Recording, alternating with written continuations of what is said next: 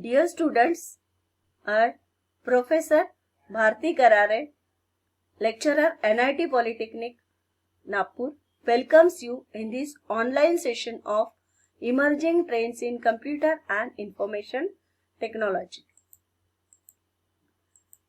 In previous video, we have learned digital forensic. Today, we will learn about models of digital forensics. First part जिसमें हम ये दो models देखने वाले हैं, RM DFR and ADFM, road map digital forensic research and ADFM यानी abstract digital forensic model. Okay, so ये दो मॉडल्स के बारे में हम आज के इस वीडियो में इंफॉर्मेशन कलेक्ट करने वाले हैं.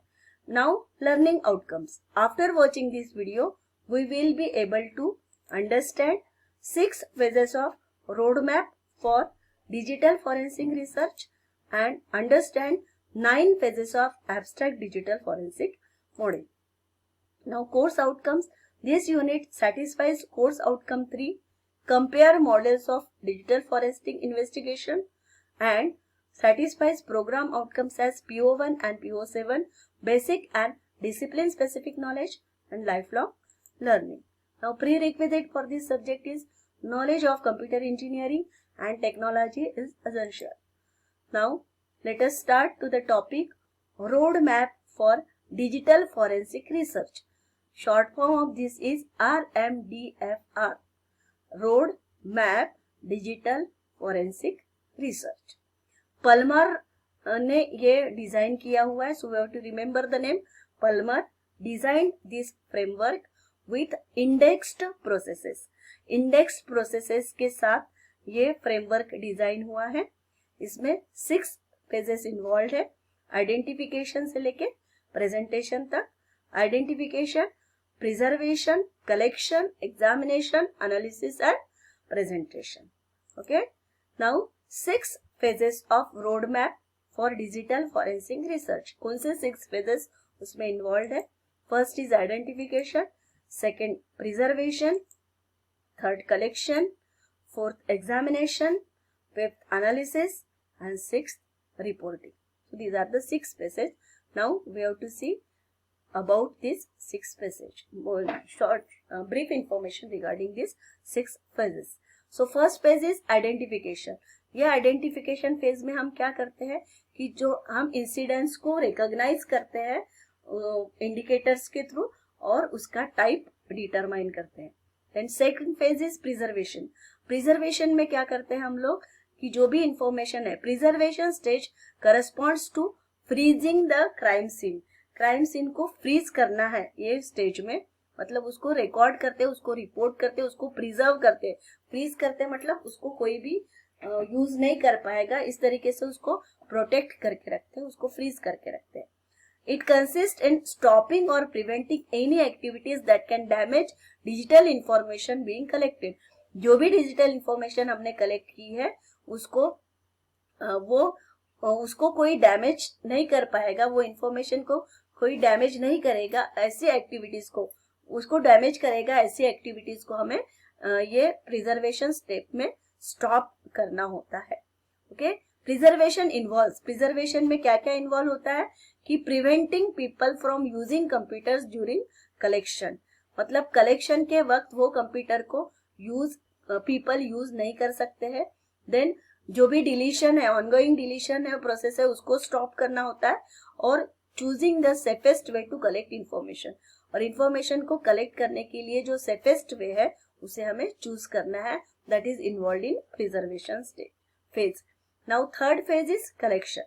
Collection phase stage consists in finding and collecting digital information that may be relevant to the investigation. मतलब investigation से related जो भी information हमें चाहिए वो डिजिटल इंफॉर्मेशन को हम यहाँ collection के थ्रू कलेक्ट करते हैं. Digital information is store. Since digital information is stored in computer, अगर वो इंफॉर्मेशन कंप्यूटर में स्टोर है तो हम वो डिजिटल इंफॉर्मेशन के लिए जो इक्विपमेंट लगता है वो इक्विपमेंट को कलेक्ट करेंगे. जो इन्फॉर्मेशन जिसमें है वो इन्फॉर्मेशन को इक्विपमेंट को कलेक्ट करेंगे और उसका या फिर हम उसका रिकॉर्डिंग वो इन्फॉर्मेशन को हम कोई और मीडियम पे रिकॉर्ड कर लेंगे। सेकेंड थिंग इज कलेक्शन में involve removal of personal computers from the crime scene, मतलब क्राइम सीन से हमें वो कंप्यूटर को रिमूव करना है, मतलब वो कलेक्शन में लेना है, मतलब वो हमें यूज करने के लिए रखना नहीं है। कॉपीइंग और printing out contents of files from the server, server से हमें वो फाइल्स के कंटेंट्स को प्रिंट करना है या कॉपी करना है और नेटवर्क ट्रैफिक को रिकॉर्ड करना है। तो this steps are include in collection phase. Now examination phase. Examination stage consist in depth systematic search for evidence, मतलब डिटेल में हमें एविडेंस का सिस्टमेटिक वे से सर्च करना है। तो इंसिडेंट इन्वेस्टिगेशन के लिए the output of examination are data objects found in collected information, मतलब कलेक्टेड इंफॉर्मेशन में हमें जो डेटा ऑब्जेक्ट्स मिलेंगे वो हमारे एग्जामिनेशन का आउटपुट होता है। That may be include log files, उसमें लॉग फाइल्स भी होती है, डेटा फाइल्स हो सकती है, स्पेसिफिक फ्रेजेस कंटेन किए हुई डेटा फाइल्स भी हो सकती है और टाइम स्टैम्प्स भी हो सकता है। Then next phase is analysis. तो एनालिसिस में हम क्या करते हैं कि कंक्लूजन निकालता है, एविडेंस जो हमें एविडेंस मिले हैं उसके बेस पे कंक्लूजन ड्रॉ करना, यानी ये एनालिसिस फेज है। रिपोर्टिंग फेज में क्या होता है कि जो भी इन्वेस्टिगेशन हमने किया, जो भी डेटा हमने रिकवर किया और जो एग्जामिनेशन प्रोसेस हमने इम्प्लीमेंट की उसके अकॉर्डिंग हम रिपोर्ट लिखेंगे ओवरऑल इन्वेस्टिगेशंस का, that is the reporting question. So these are the 6 pages of roadmap for digital forensic research. Now second model is abstract digital forensic model. वो ये model 2002 में बना है और ये मॉडल किसने प्रपोज किया है? रेथ, कार एंड गंश, ये तीनों ने प्रपोज किया है एब्स्ट्रैक्ट डिजिटल फॉरेंसिक मॉडल इन 2002 में। इसमें 9 फेजेस इन्वॉल्व है: identification, preparation, approach strategy, preservation, collection, examination, analysis, presentation and returning evidence. यहाँ पे analysis और preservation ये loop में दिया हुआ है. Okay, so these are the 9 phases. Now 9 phases of abstract digital forensic model: identification, preparation, then approach strategy, preservation, collection, examination, analysis, presentation and returning evidence. So these are the 9 phases. Now let us see about the 9 phases. Identification same जो roadmap model में हुआ था कि हमें incident it recognize an incident from indicators and determines its types, मतलब हमें incidents को recognize करना है और उसका type determine करना है. Then preparation, it involves the हमें इसमें क्या करना है, tools को prepare करना है, टूल्स और टेक्निक्स, कौन से टूल्स और टेक्निक्स हमें यूज करना है उसको प्रिपेयर करेंगे, सर्च वारंट प्रिपेयर करेंगे, monitoring, authorization and management support को हम ऑथर कर रहे हैं। अप्रोच स्ट्रेटेजी में हम क्या करते हैं कि हमें किस तरीके से ये एविडेंसेस को यूज करना है, मतलब जिससे हमारा कम से कम टाइम में, मतलब while minimizing the impact of victim का इम्पैक्ट मिनिमाइज करते हुए हमें वो कलेक्शन जो है वो एक प्रॉपर प्रोसीजर को इम्प्लीमेंट करते हुए हमें डेटा को कलेक्ट करना है, डेटा को स्टडी करना है। Then preservation, it involves the isolation, securing and preserving the state of physical and digital evidence. Physical और डिजिटल एविडेंस को सिक्योर करना, उसको प्रिजर्व करके रखना, that is including preservation. Collection में क्या आता है कि जो फिजिकल सीन है, फिजिकल और डुप्लीकेट डिजिटल एविडेंस जो है वो स्टैंडर्डाइज्ड और एक्सेप्टेड प्रोसीजर के थ्रू कलेक्ट करना है, अपने कब्जे में लेना है। देन एग्जामिनेशन, एग्जामिनेशन में हमने जो भी एविडेंसेस कलेक्ट किए हैं उसको in depth systematic search of evidence related to the suspected crime, जो भी हमारा सस्पेक्टेड क्राइम है उसके ऊपर इन डेप्थ सिस्टमेटिक सर्च करना है।